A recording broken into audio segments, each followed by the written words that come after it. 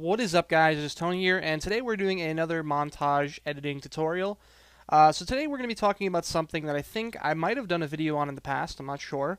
But I want to update it and basically allow more people to see it, since now these videos have a lot more popularity. And a lot of people have actually been asking for me to explain how I get my syncing down so well, and how I create the amazing continuity between the clip and the song's beat, if that makes sense. So I'm going to be going ahead and showing you guys how to really do a great sync, first off, with Final Cut, and how to make the clip seem like it's pretty much made for the song, if that makes sense. So we're going to grab a random clip here. I don't even know. This is actually a little edit I'm working on right now.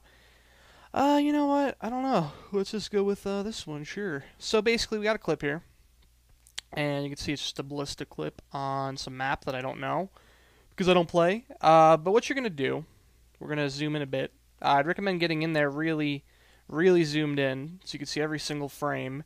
What you're going to do is you're going to click somewhere and have the selection tool on. You can see this is the hovering selection tool. And you're going to choose somewhere right before the shot happens, and you're going to use your arrow keys to get right to where the muzzle flash happens. You can see around the gun, right around the iron sight, there's a muzzle flash. When that happens, or when if there's audio on the clip, when you see a spike in audio from the gunshot, you're going to put a marker, which you hit M to do, and you can keep going through the clip and finding the other places where there's, muzzle flashes or shots, and you're going to go through and find every single spot. Here's another one. And you're going to go through and find all of them. And once you've done that, you're going to, of course, start messing with the music. So for music, let's see what we got here. Let's see what song I can use here. Let's go with the song I'm actually going to be using for this edit. Well, one of them. And we're going to put it in here. So, here's the song. And what I'm going to do, see real quick what we got here. So basically right here there's a bunch of beats. You can't really hear it, but there's a beat here, and you can see the spike in the audio. If you go a little bit further, you can see all these yellow points. Those are spikes in the audio, which indicate there's a beat. But basically what you're going to do is you're going to click somewhere in the song where you're going to want to sync it up to the clips, and you're going to hit spacebar, and you're going to listen to the song, and you're going to go to the beat. You're going to, hit the marker. So right there I did 4 markers to the beat. This one's a little off. You could fix them if you want at post.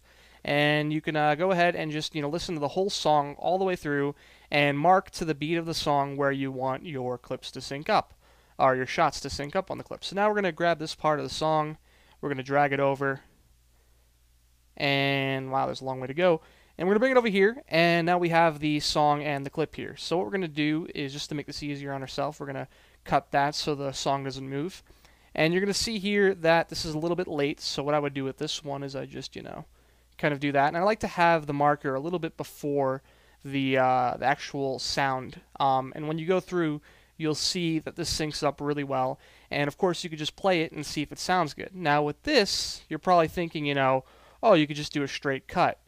Well, you know what? Sometimes that doesn't really look that great. Sometimes you want it to look a little bit better. So what some people will do is right after the shot, they'll do a speed up, like right to here, right? So you can speed it up. What you do is you use the blade tool to cut this out, and then you use this retimer, it's called, to speed it up here, and then it zooms forward. And then you can have a little bit of slow-mo, once again using the blade tool. And then what I would do here is I would cut straight to the shot. So now it's a lot more fast-paced, it looks a lot nicer, and you can keep doing that over and over. So here we could probably cut a little bit, and then we could, slow-mo again. And let's say you don't want to have a shot on this one. What you could do is you could have it zoom forward to where you're zooming in, and cut that a little bit further, and then bring over the shot, and you get the point. So now, instead of doing a shot, it kind of cuts forward to where he's zooming in and bolting in, and then he gets the collateral, which is pretty cool. And also I'd recommend that once the points pop up, you can see right here that there's a little blur here from the points. It's showing you the score that he got from the kill. As soon as that happens, I'd recommend start doing the slow-mo. And the reason why is because any time before that, there's no kills in the kill feed. And when you're doing slow-mo, you'll find if I did slow-mo from here, like I can even show you right now, if I did slow-mo right from the shot, you can't even tell that I got the kill yet, or that he got the kill yet. But if you do it right when the points pop up, you can tell he got the kill, you can tell he got a collat, and that makes it look better. So there you go, that's how you sync. That's pretty much that. I'm also going to show you how to make the clips fit in better and look better and kind of feel better and more on the beat, if that makes sense. One thing you could do is, remember here I did that kind of part where it cuts forward. I would recommend on certain sorts of sync points where there's no shots, doing a screen, what is it called? I forgot the name of it is. A screen pump. And how you do that, I think I've showed you guys in the past, is you select the clip, go into cropping, go to Ken Burns, and then you swap it out so it starts at the middle. And then when you do that, you get a screen pump where it kind of bumps in and then zooms out. And you can even do that on the shots themselves. It's always a good idea as well. You can also add a flash effect, which is good, transition. So it'll kind of like flash to the next clip. In the middle of the clip, you can have transitions. That works as well.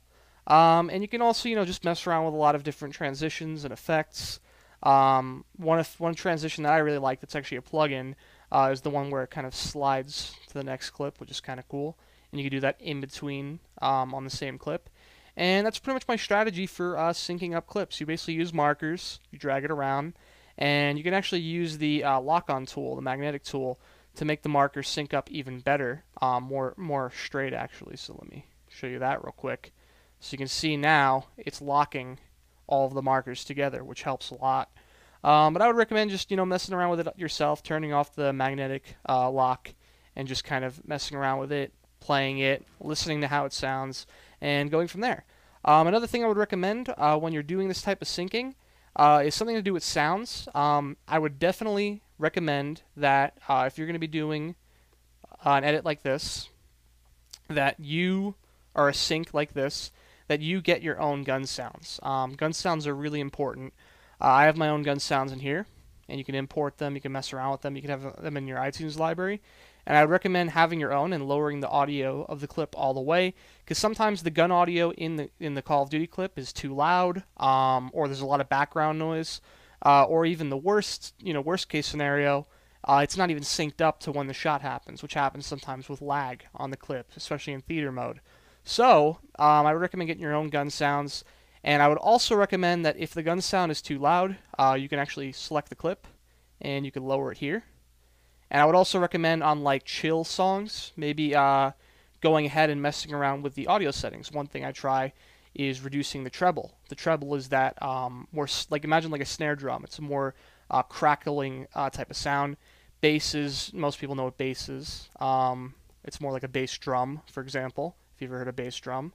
And the other thing I would recommend is checking out audio effects. Audio effects you can find in here. And one I like to do is, muffle. It's not muzzle, it's muffle. And you get muffled, throw it on there, and it gets like a little bit more of a quieter, muffled, of course, sound that fits better with like chill edits. And then on more epic edits, you can turn up the treble, whatever you want to do. So I'd recommend also getting your own gun sounds, messing around with those, and that makes for a better sync as well, because you can control where the gun actually makes a noise. And also you'll find that when you do the slow-mo on the clip, the audio is as well slow mode. So it is better to have your own audio. You could detach the audio, which is something some people do, where you have your own little audio clip out here from the clip. But the better thing to do is just to get your own gun sounds, because that makes for a much easier experience when syncing up the clips. I'd also recommend, once you have a lot of these gun sound effects out here, you'll notice that it's very difficult to manage all this space in this timeline. I mean, you don't want to have to do this. That can get annoying. So what I would recommend doing is combining, it's called a compound clip, combining all these together, or even combining them with the song. That's another thing I like to do. So it becomes part of a whole audio track, right? And the other thing, the last tip I'd like to give you is with these retimers, if you hold down Command and you select all of these clips, you can actually do Command R, and all the retimers disappear. I had this selected as well. So there you go. That's how you get rid of the retimers if that was bothering you as well. You can also simply use the Show Retime Editor or unshow the retime editor through this tool right here. But Command R is much better. I think I said Control earlier. I meant to say Command. I'm stuck on Windows. Anyway, that is pretty much it. That is a lot of information in one video, and I think it was explained very quickly, but hopefully it all was explained well. If you have any questions, as usual, comment below. And that's pretty much it. I'm Tony. If you guys have any suggestions for future tutorials, things you want to see in the future, go ahead and comment below, and I'll see you guys next time.